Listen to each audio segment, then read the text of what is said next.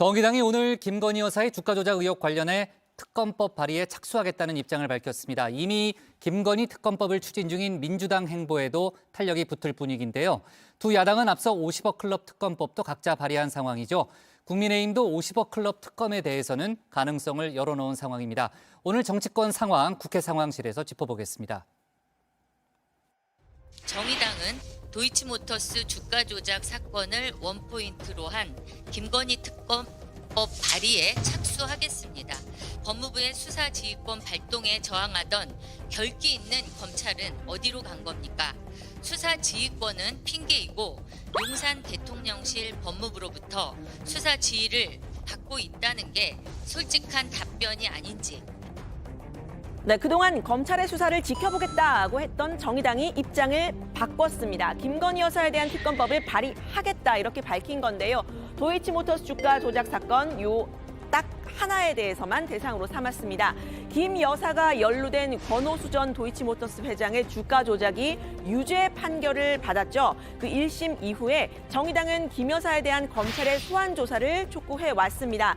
민주당 일각으로부터는 당장 특검에 동참하라 이런 압박을 받기도 했지만요.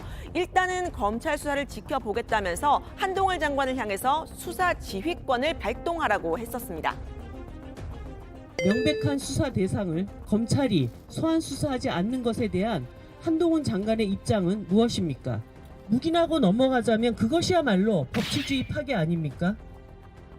네, 하지만 검찰과 법무부는 묵묵부답이었죠. 정의당은 어제 대검찰청을 항의 방문했습니다. 검찰의 수사 의지가 없음을 이 자리에서 확인을 했다고 하는데요. 살아있는 검찰이 아니라 용산지검으로 쪼그라든 죽은 검찰만 확인을 했다면서 이게 윤 대통령의 공정과 법치에 맞는 거냐고 했습니다. 소환 통보를 했는데 김건희 여사가 불응한 것인지 아예 부르지를 않았기 때문에 출석하지 않은 것인지 우리 국민들은 아무것도 아는 것이 없습니다. 국민들은 이 사건의 경중을 떠나서 민주주의 법치국가에서 아직도 법위에 군림하는 신성가족이 어떻게 있을 수 있나를 묻는 것이고, 네, 야당이 문제 삼고 있는 김 여사의 주가 조작 연루 부분 바로 이겁니다. 법원이 주가 조작에 쓰였고 또 공소시효가 남아있다고 본 김 여사 명의의 계좌가 여러 개 있는데 최소한 검찰이 직접 김 여사의 소명을 드려야 하는 거 아니냐라는 건데요. 법원은 김 여사의 명의 계좌 중 3개 계좌가 공소시효가 살아있는 시세조종 행위에 이용됐다 이렇게 봤습니다. 시세조종에 이용한 계좌로 인정이 된다. 또 주식을 사고 팔 것을 사전에 서로 짜고 거래하는 이 통정매매에 이용된 것으로 판단된다라는 문구가 여러 차례 등장을 했습니다. 네, 오늘 김건희 특검법 발의 방침을 밝힌 정의당 이은주 원내대표와 제가 직접 통화를 한번 해봤습니다. 일단 김건희 특검법 관련해서는 민주당과 공조해서 국회 내 절차를 밟아가겠다고 했고요. 다만 또 다른 특검 50억 클럽 특검법에 대해서는 이 특검 추천 방식에 이견이 있음을 분명히 했습니다. 유 실장이 직접 화제의 인물과 통화해보는 그와 나의 전화 통화 그나저나 가겠습니다. 어제 이제 검찰 방문하시고 좀 이건 안 되겠다 이렇게 보셔서 그런 걸까요?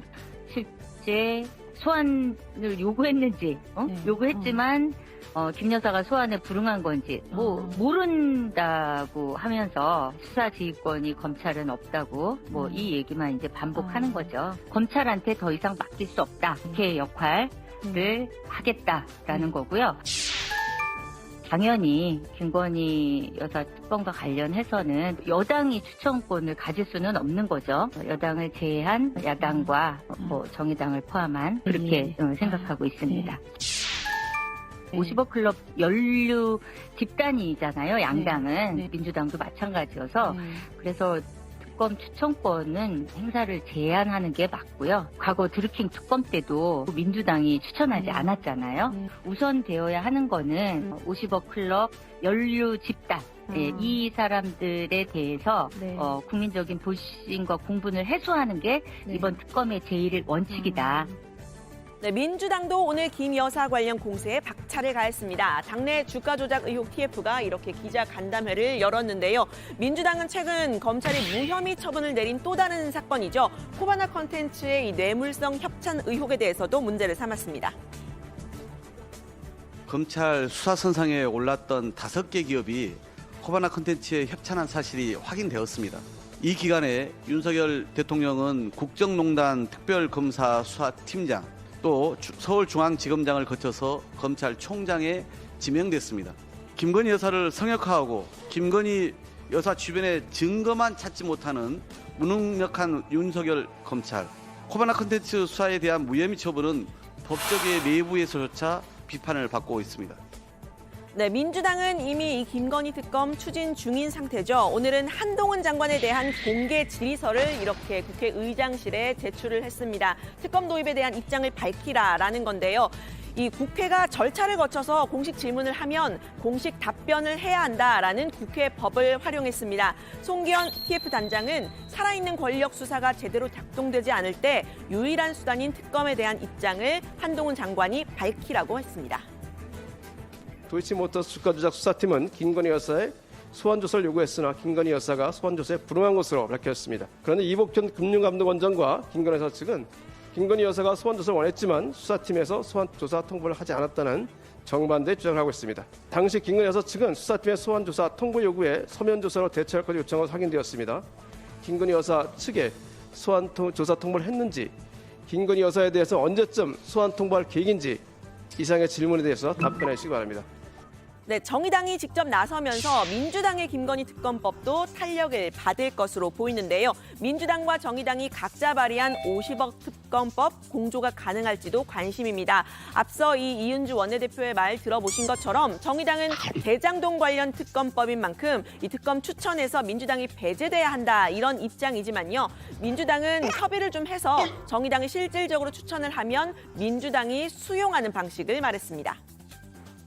특별검사 후보는 정의당이 국민께서 충분히 동의할 만한 추천 방안을 제시하면 민주당은 기꺼이 수용할 수 있다는 말씀을 드렸습니다.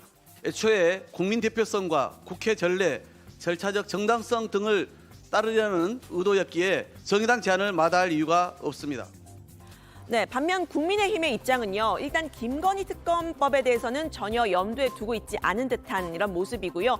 50억 클럽 특검에 대해서는 특히 민주당이 특검 추천 권한을 갖는 것에 대해서 강하게 비판하고 있습니다. 이재명 대표 관련 대장동 수사의 방향을 틀고 또 모종의 신호를 주기 위한 것 아니냐라고 말했는데요. 지금 수사받고 있는 사람들 중에 이 수사를 특검이 하고 민주당이 지명하는 특검이 할 수 있으니까 조금만 참고 기다려라. 할 말도 좀 하지 말고 입 다물고 있으라. 이런 아마 사인을 주는 것이 아닌가 그런 생각을 하고 있습니다. 이 특검법이야말로 고양이에게 생선가게를 맡겨달라는 그런 법안이 아닌가 생각이 듭니다. 네, 다만 주호영 원내대표는 이 50억 클럽 특검 자체에 대해서는 가능성을 열어뒀습니다. 50억 클럽에 대한 이 검찰의 수사 부실에 대해서는 국민들의 비판 여론이 높죠. 이 점을 인식한 것으로 보입니다. 국민적인 의혹 해소 요구라든지 국회 특검법이 제출되어 있는 상황을 감안하면 철저한 수사가 필요하다. 수사 이후에도 여전히 50억 클럽에 대해서 해소되지 않은 의혹이 남아있다면 마지막에는 특검을 받을 수밖에 없는 상황이 올 수 있다는 점을 분명히 말씀드립니다. 네, 지금부터는 민주당 상황 잠깐 짚고 넘어가겠습니다. 이재명 대표에 대한 체포동의안 부결이 된 이후에 민주당 내 내홍이 가라앉지 않고 있죠. 일명 비명계와 친명계의 갈등입니다. 이런 계파 갈등 프레임에서 좀 떨어져서 보더라도 민주당의 현재에 대한 진단, 또 미래의 전망에 대해서는 의견이 좀 갈리고 있는 모습인데요. 오늘은 친노, 즉 친노무현계라고 불렸던 이 두 사람의 영 다른 시각으로 민주당 상황을 좀 짚어보려고 합니다. 누구냐면요. 노무현 정부에서 함께 몸을 담았던 유시민 전 노무현 재단 이사장 그리고 유인태 전 국회 사무총장입니다. 경호대장이라는 별칭을 언론으로부터 매일치를 받았잖아요. 그 지난번에도 나는 자원봉사자였는데 눈에 좀 띄어가지고 그지 벼슬도 좀 하고 이런 사람이에요. 노무현 후보는 정몽준 후보한테 양보를 하려고 그랬어요. 그래가지고 저한테 단일화를 하더라도 저런 식으로 뭐 이렇게 막 압박에 굴복하듯이 단일화가 그게 되겠냐. 제가 그 심부름을 했어요. 네, 이렇게 노무현 정부에 몸담았던 두 사람이죠. 지금 민주당의 위기에 대해서 이 이재명 대표의 사법 리스크를 어떻게 할 것인가 두 사람의 의견은 엇갈렸는데요. 유시민 전 이사장은 이 대표를 향해서 버티고 싸우라고 조언을 했습니다. 한 온라인 매체의 칼럼을 통해서 불체포 특권을 포기하지 말라고 말했습니다. 인간 이재명은 수모를 견디는 힘이 뛰어나다. 깻잎 한 장 차이로 대선에서 졌기 때문에 당하는 오늘의 수모를 견딜 힘이 그에게 있다고 나는 믿는다. 불체포 특권을 포기하지 말고 재판정을 드나드는 것을 부끄러워하지 말고 당대표와 국회의원의 권한을 충분히 행사하면서 윤석열 대통령이 가하는 조리돌림을 인간적, 정치적, 법률적으로 견뎌내기 바란다. 반면에 유인태 전 사무총장은 정면 돌파를 조언했습니다. 계속 방탄만 해서는 얼마나 끌 수 있겠냐면서 이 대표가 법원의 영장실질심사를 받아봐야 한다 이렇게 말을 했는데요. 지난번 체포동의안에서 이탈표를 던졌던 의원들의 생각, 결국 총선을 앞둔 고민이라면서 이렇게 말을 했습니다.